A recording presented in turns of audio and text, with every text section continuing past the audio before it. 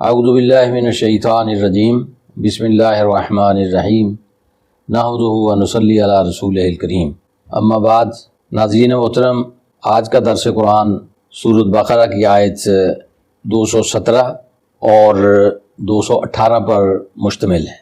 آیت کا ترجمہ پہلے ملاحظہ فرمائیں اور پھر اس کے تشریحی نکات میں آپ کی خدمت میں پیش کروں گا۔ یسألونک کا لوگ پوچھتے ہیں آپ سے عن الشہر الحرام، حرام مہینے کے بارے میں، قتال فیہ کہ اس کے اندر لڑائی کرنا کیسا ہے۔ قل آپ فرما دیجئے قتال فیہ کبیر، اس حرام مہینے کے اندر لڑنا بہت برا کام ہے۔ کبیر کا لفظ ہوا اسم کبیر کہہ سکتے ہیں، بہت بڑا گناہ ہے۔ وَصَدٌّ عَن سَبِيلِ اللَّهِ، اور اللہ کی راہ سے روکنا، وَكُفْرٌ بِهِ، اور اللہ کے احکامات کو ماننے سے انکار کرنا،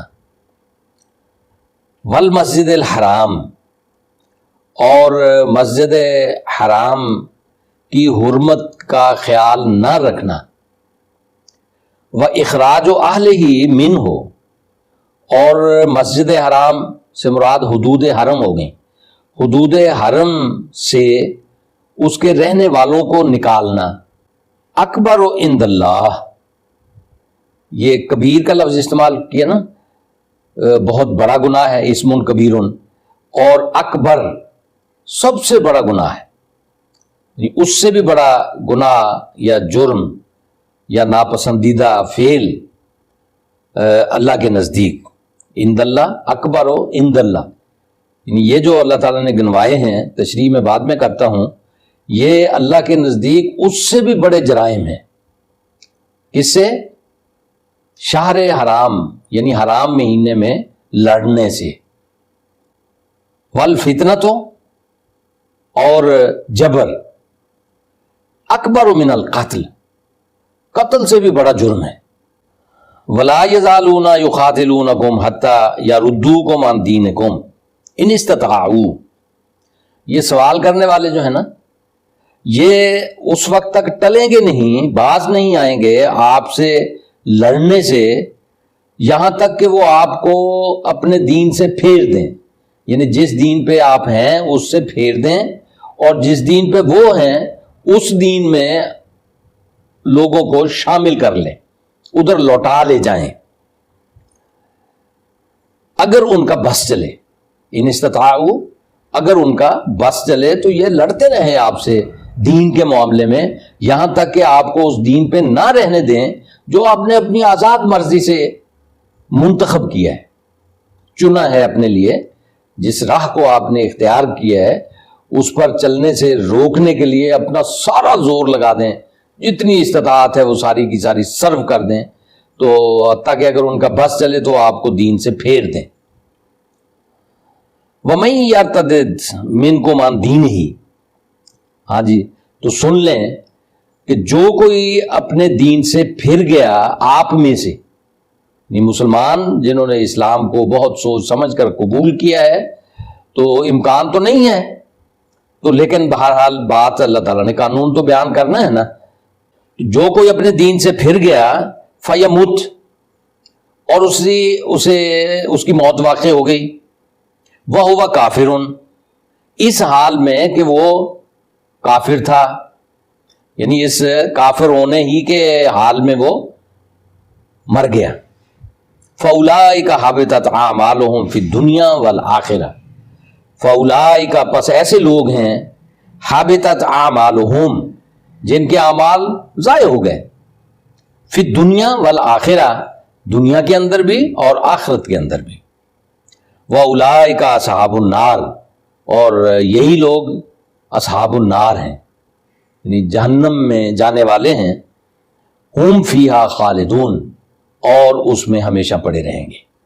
یہ تو ان کا حال ہو گیا جو انکار کرنے والے ہیں، لیکن آپ دوسری طرف آئیے کہ جو پکے رہنے والے ہیں، جو ایمان لائے اور ایمان کے راہوں میں پھر بھٹکے نہیں ہیں، ادھر ادھر نہیں دیکھا, پیچھے مڑ کے بھی نہیں دیکھا, آگے ہی بڑھتے چلے گئے. ان الذین آمنوا, یقیناً جو لوگ ایمان لائے, والذین ہاجروا, اور جنہوں نے اپنے گھر بار چھوڑے, ہجرت کی اللہ کی راہ میں, وجاہدوا, اور جد و جہد کا راستہ اپنایا, فی سبیل اللہ, اللہ کی راہ میں, اولئک یرجون رحمت اللہ, ایسے لوگ ہیں جو امیدوار ہیں, سچے امیدوار ہیں اللہ کی رحمت کے. واللہ غفور الرحیم, بے شک اللہ تعالیٰ تو بخشنے والا اور مہربان ہے, وہ عذاب دینے کی اس کو کوئی خواہش نہیں ہے, وہ بخشنے والا اور مہربان ہے, غفور الرحیم. تو یہ ہیں جی دو آیات, آیت نمبر 217 اور 218. اب میں اس کا پس منظر اور اس کی تھوڑی سی تشریح آپ کی خدمت میں پیش کرتا ہوں. مکے سے ہجرت کر کے جب رسول اللہ صلی اللہ علیہ وسلم مدینہ منورہ تشریف لے آئے, یہاں آپ کو پوری اس اجتماعیت کے سربراہ کی حیثیت حاصل ہو گئی. ایک تو آپ کو ماننے والے تھے, ایک انکار کرنے والے تھے مشرکین میں سے, یعنی جو پرانے دین پہ چلے آ رہے تھے, اور ایک یہود تھے. تو سب کو نبی پاک صلی اللہ علیہ وسلم نے اکٹھا کیا, اور اکٹھا کر کے ایک معاہدے کے اندر ان کو پابند کر لیا. ان کو آزادی بھی دی کہ اپنے اپنے آپ مذہب پر عمل کریں, لیکن جو ہم نے ایک یہ اجتماعی نظام بنایا ہے اس کے ہم سب وفادار رہیں گے. امن قائم رکھنا, قانون کی پاسداری کرنا, اور باہر سے خاص طور پہ اس دور میں یہی صورتحال تھی کہ جس کی طاقت یعنی اس نے قبضہ کر لیا, باہر سے حملہ آوروں سے حفاظت, مدینے کی حفاظت, اس کے لیے ہر قبیلہ شریک ہوگا اور اپنا حصہ ادا کرے گا. اس پہ حضور صلی اللہ علیہ وسلم نے سب کو اکٹھا کیا, جمع کیا, اور ایک گویا اسٹیٹ کی شکل اختیار کر لی مدینے نے, اور نبی پاک صلی اللہ علیہ وسلم اس کے سربراہ ٹھہرے.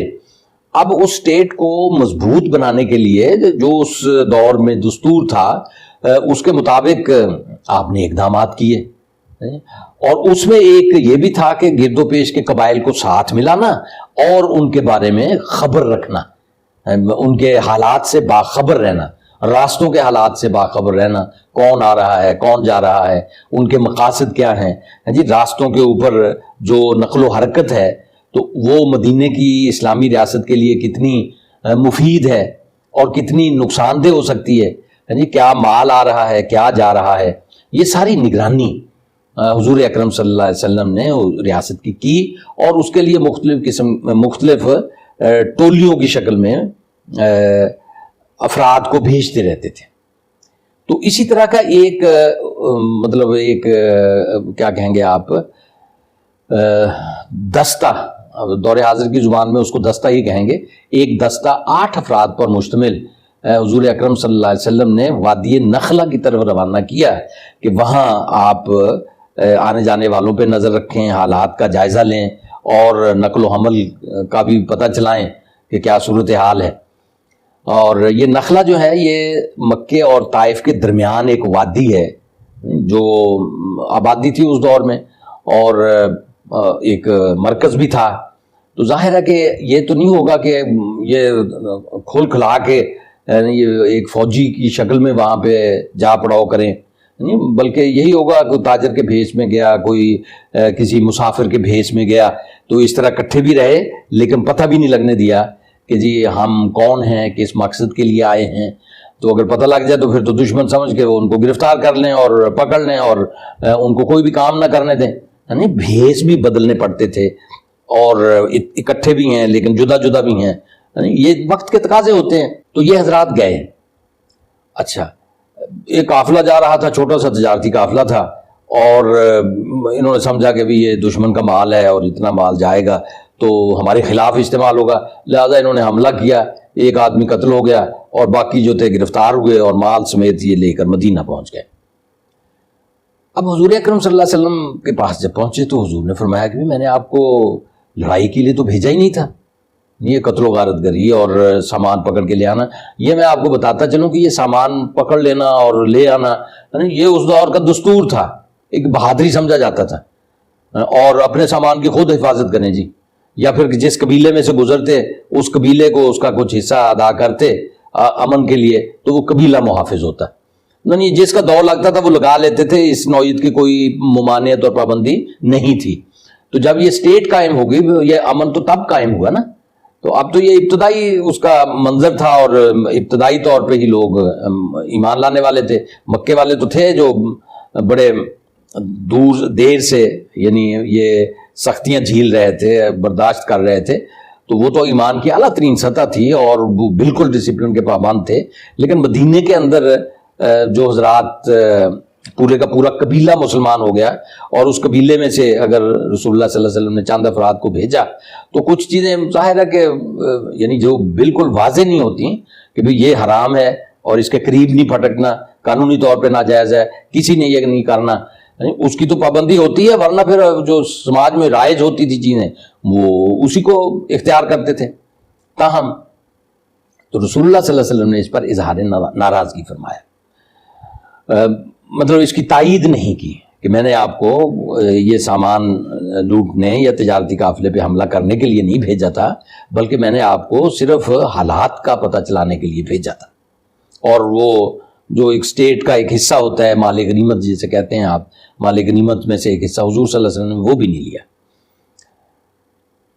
اور یہ جب قافلہ گیا اور حملہ کیا تو معاملہ مشتبہ تھا, رجب کا مہینہ تھا, آخری دن تھے. اب انہوں نے سمجھا کہ رجب ختم ہو گیا ہے, لیکن مخالفین نے کہا کہ رجب موجود تھا, اور مخالفین کثرت میں تھے, یہ قلت میں تھے, اور مدینے کی اسلامی ریاست کو کے پاس جاننے کا بالکل کوئی ذریعہ نہیں تھا کہ یہ واقعہ کب ہوا ہے. ان کے بیانات پر ہی انحصار کرنا پڑ رہا تھا. تو وہ 8 افراد کا قافلہ, دوسری طرف مخالفین, سارا مکہ, مدینے کے یہود اور مخالفین اسلام قبائل. اب جب اتنا شور شرابہ ہو جائے تو پھر حقیقت تک پہنچنا ممکن نہیں رہتا. اس کا مشاہدہ ہم اپنے ہاں بھی کر رہے ہیں کہ بات بالکل یعنی چھوٹی سی ہوتی ہے, لیکن کوئی گروہ اس کو اٹھا کے بڑا کر کے اتنا پروپیگنڈا اس کے خلاف کرتا ہے, یعنی کہ یہ چھوٹے گروہ کو واپس لینا پڑتی ہے. اسی میں خیر سمجھتا ہے کہ جناب معذرت کر لی جائے, باوجود اس کے اگر وہ سچا بھی ہو. تو اب یہ صورتحال بن گئی تھی, یہ پس منظر ہے ان آیات کا. تو اللہ تعالیٰ نے آیات نازل فرمائی, یعنی ہر طرف سے جو ایک ہنگامہ کھڑا ہو گیا, پروپیگنڈا کا طوفان آ گیا کہ جناب حلال حرام مہینہ جو تھا جس میں جنگ ناجائز تھی اس کو مسلمانوں نے پامال کیا ہے, اور مسلمانوں کا نام لگنے لگ گیا, مدینہ کی اسٹیٹ کا نام آنے لگ گیا. مخالف جو ہوئے انہوں نے تو فائدہ اٹھانا ہے. تو لیکن وہ مسلمانوں کے اگرچہ ایک دستے کا کام تھا, لیکن اس کو نہ تو اس کا حکم دیا گیا اسٹیٹ کی طرف سے, اور نہ ہی یہ متعین ہے کہ رجب کا مہینہ ابھی باقی تھا. تو لیکن چونکہ طوفان اٹھ کھڑا ہوا تو اس کا جواب دیا ہے اللہ تعالیٰ نے بڑے اگریسو ہو کر. اسی نوعیت کا جواب ہے کہ دیکھ لیجئے, میں اس کی وضاحت پہلے کرتا ہوں, اس کے بعد پھر اپنے حالات کے حوالے سے بھی کوئی 1-2 مثالوں کے ذریعے اس بات کو واضح کروں گا اگر ٹائم بچا تو.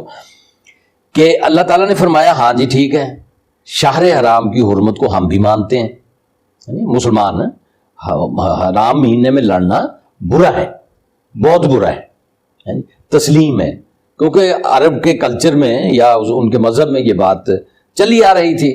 تو اسلام نے امن کو تو فروغ دیا ہے, بد امنی کے لیے کوئی اقدام نہیں اٹھایا, تو ٹھیک ہے.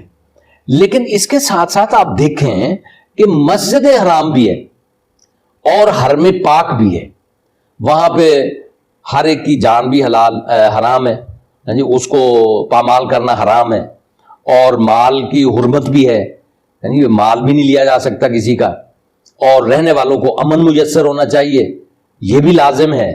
لیکن آپ لوگوں نے کیا کیا ہے, مکے والوں اور عرب کے لوگوں, اس پہ تم نے کیا ریئیکٹ کیا ہے کہ وہاں ایک شخصیت ایک عرصے سے پرامن طور پہ رہ رہی ہے, رسول اللہ صلی اللہ علیہ وسلم, اور پورا آپ کا قبیلہ بنی ہاشم, اور آپ پر ایمان لانے والے لوگ, یہ بڑے بڑے, یہ بھی بڑے قبائل کے لوگ تھے, اور سرداروں کے قبیلوں سے بھی تعلق رکھتے تھے, ہے نا. تو ان کے ساتھ تم نے کیا کیا ہے, ان کو امن سے رہنے دیا؟ ان کے لیے جان اور مال کی حفاظت کا انتظام تھا؟ انہیں کیوں مکے سے مکہ چھوڑنا پڑا اور مدینہ آنا پڑا؟ کس نے یہ حالات پیدا کیے؟ اور ایسے حالات پیدا کر دینا اس سے بھی بڑا جرم ہے جو حرام مہینے میں لڑائی کا تم سمجھتے ہو. یہ تو وہی بات ہے کہ جو تمہارے مفاد میں ہے وہ اس کی تو پابندی کی جائے، لیکن جس سے مسلمان فائدہ اٹھانا چاہیں، قانون وہی ہو، جگہ وہی ہو، حرمت وہی ہو، ہاں جی، ان کی نہ جان حلال نہ مال حرام، نہ جان حرام، یعنی ان کو حرمت حاصل نہ مال کو حرمت حاصل، اور نہ ہی ذہنی طور پہ انہیں سکون میسر. یہ تم نے کیا کیا؟ تم اپنا تو دیکھو ذرا.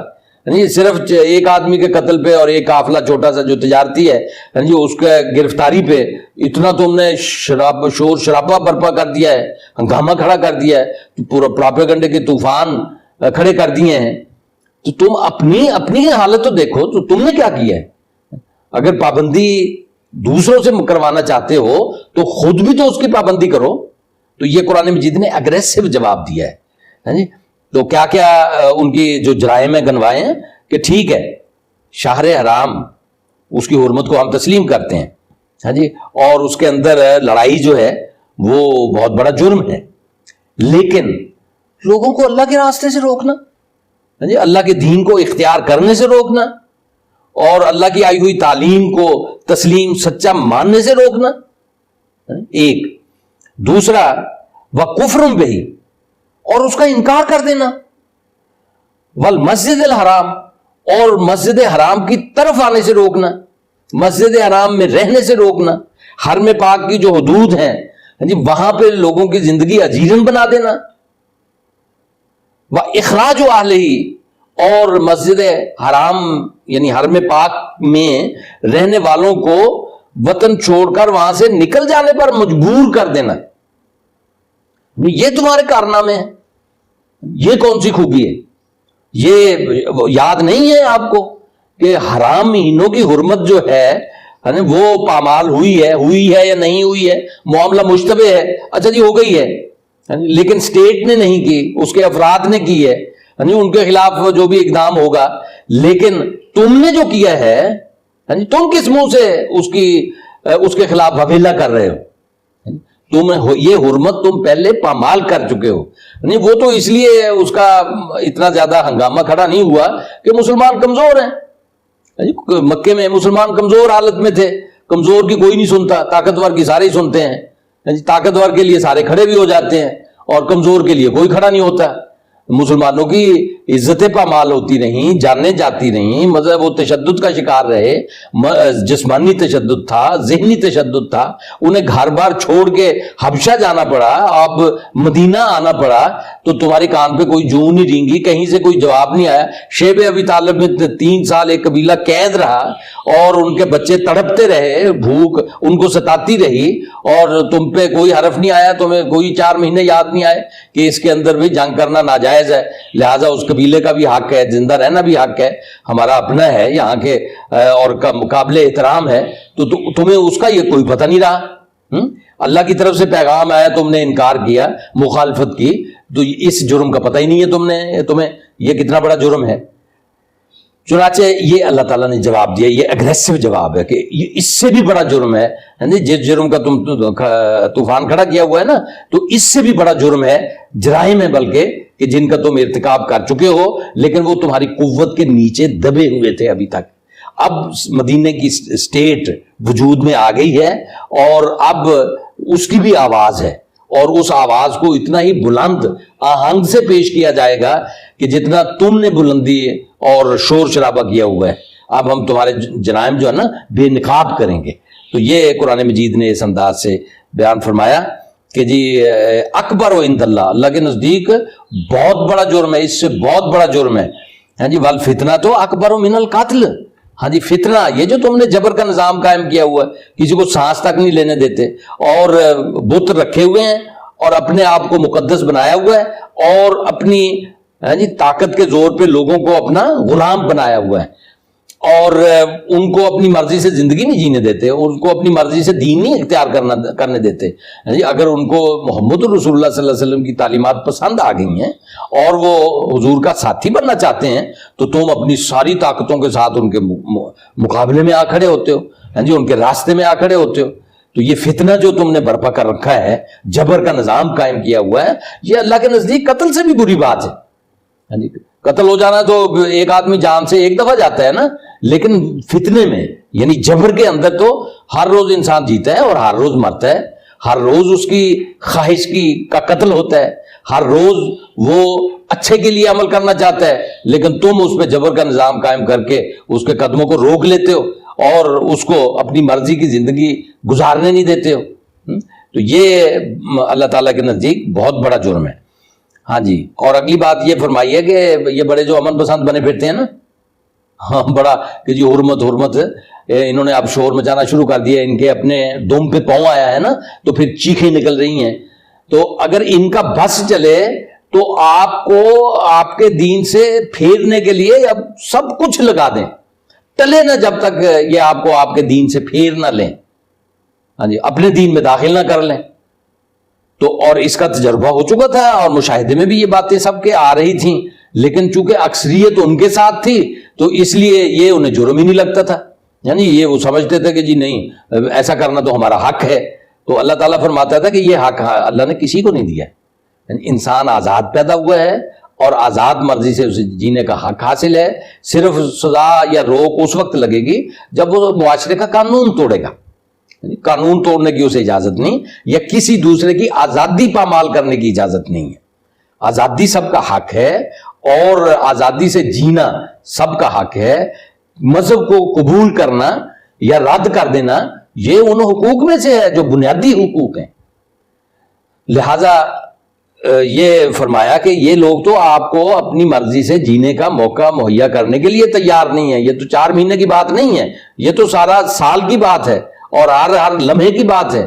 تو اس لیے یہ نہیں ٹلیں گے. لیکن آپ نے یاد رکھنا ہے کیونکہ اللہ کو دین اسلام پسند ہے.